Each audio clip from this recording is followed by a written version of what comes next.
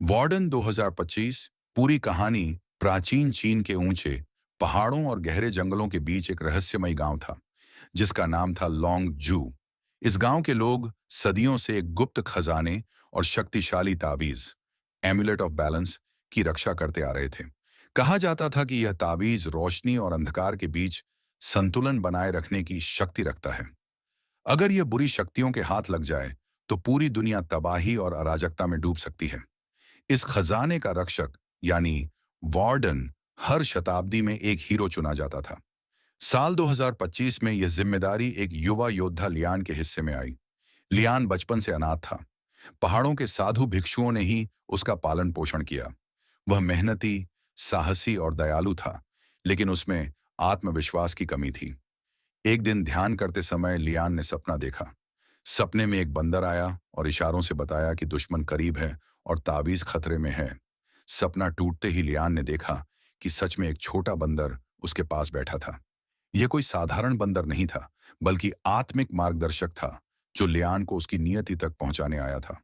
दूसरी ओर एक शक्तिशाली योद्धा झांगलो था। वह पहले साम्राज्य का रक्षक हुआ करता था, मगर लालच और ताकत की भूख ने उसे अंधकार के रास्ते पर डाल दिया।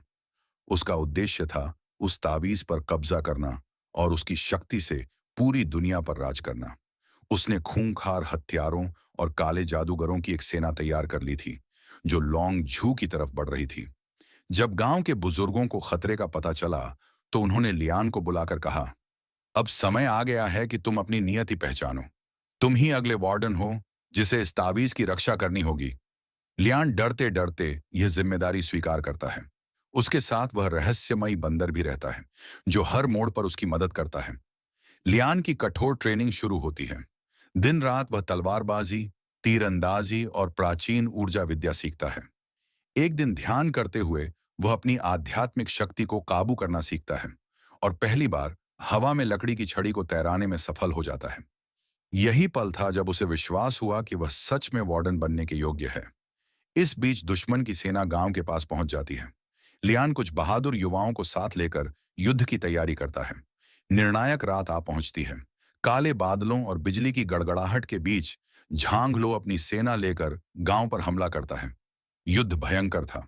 हर तरफ चीखें, आग और तलवारों की टकराहट। लियान ने अपनी आध्यात्मिक शक्ति का इस्तेमाल कर कई दुश्मनों को हराया। उसका साथी बंदर कई बार उसकी जान बचाता है, मगर असली परीक्षा तब आई जब सामने खुद झांगलो आ गया। झांगलो काले जादू से भरी तलवार चलाता है।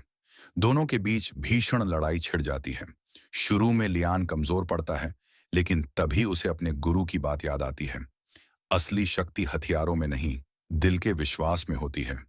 ये याद करते ही वह अपनी सारी ऊर्जा को केंद्रित करता है। तावीज की शक्ति से एक उजाले का गोला बनता है जो झांगलो के काले जादू को नष्ट कर देता है। अंत में लियान एक जबरदस्त वार से झांगलो को हमेशा के लिए हरा देता है। युद्ध खत्म होता है। गांव बच जाता है। बुजुर्ग लियान को बधाई देते हैं और कहते हैं कि अब वह सच्चा वार्डन है। उसने न सिर्फ तावीज की रक्षा की, बल्कि अपने दिल के डर को भी जीत लिया। छोटा बंदर मुस्कुराते हुए उसके पास आता है, मानो कह रहा हो, तुम सफल हो गए। कहानी का अंत उस दृश्य से होता है जब लियान पहाड़ी पर खड़ा होकर उगते सूरज को देख रहा होता है। उसकी आंखों में सुकून और दिल में यह वचन होता है कि वह हमेशा रोशनी और अंधकार के बीच संतुलन बनाए रखेगा।